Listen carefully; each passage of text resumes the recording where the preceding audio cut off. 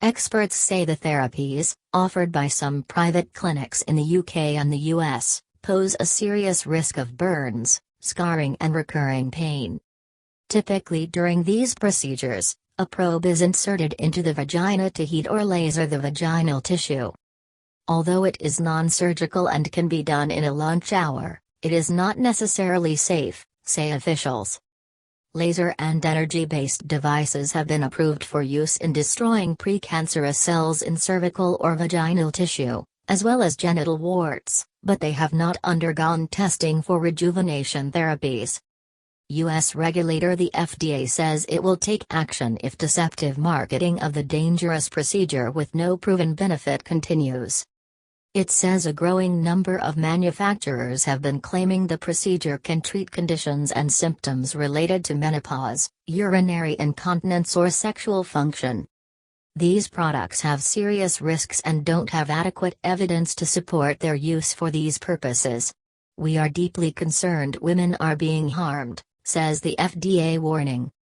Paul Banwell, consultant plastic surgeon and member of the British Association of Aesthetic Plastic Surgeons, shared the FDA's concerns. There has been an exponential rise in the interest in women's health and sexual well-being, and whilst this should be encouraged, it is vital that any educational and treatment initiatives are provided in a sensitive manner free of any misleading or marketing hyperbole.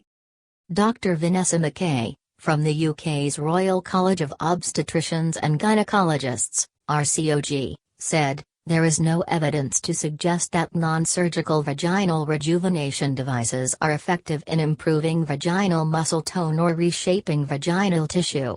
If women are concerned about the appearance or feel of their vagina, they should speak to a healthcare professional. It is important to remember, however, that every woman's vagina is different. Labia are as individual as women themselves and vary in appearance and color.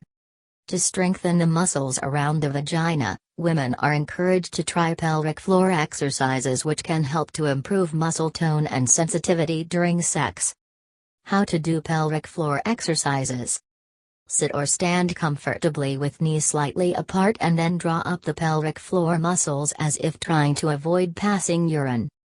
It is important not to tighten the stomach, buttock or thigh muscles during the exercises.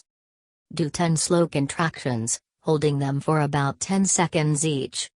The length of time can be increased gradually and the slow contractions can then be followed by a set of quick contractions. The whole process should be carried out 3 or 4 times a day. Tips for a strong pelvic floor. Vaginal dryness is a common but treatable problem that many women experience at some point in their lives. It can be caused by a number of things including the menopause, breastfeeding, childbirth, not being aroused before sex and some types of contraception. Women are encouraged to try self-help options before seeing a healthcare professional, including vaginal moisturizers and lubricants. If these aren't effective, a doctor may prescribe vaginal estrogen, says the RCOG.